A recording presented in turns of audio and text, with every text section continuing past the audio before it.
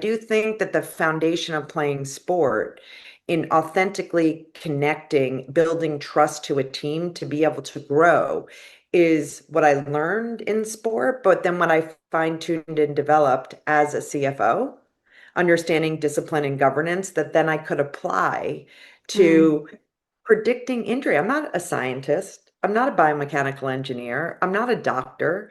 But here I was at the NFL, the benefit of having the world-renowned experts around me. There's a lot of answers I didn't know that they knew. But if I could mm. authentically connect, have passion to the mission, they trusted me. And then they would trust one another. And I can also ask questions that were perhaps they weren't asking of each other because they were world renowned. And so here it's taking my differences in that regard and building a team in the same way I did on the field, same way I did in the early experiences. So take what you're good at and what you know and let that drive it.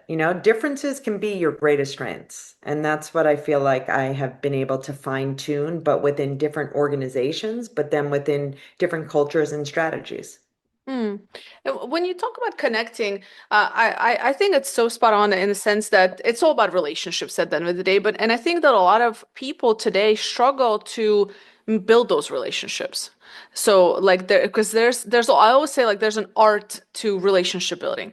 What are some things that you can recommend to people who are listening to this and say, okay, maybe somebody is on a cusp of becoming that leader and saying, I get the idea of connecting, but what does that actually look like in action with, because I think there's a lot of fear of like overstepping or stepping on somebody's toes, right? And so on, or being taken seriously or being heard in the way that you need to be heard. Like, what are some tips that you can give around like how do you build those relationships and connect with those different stakeholders?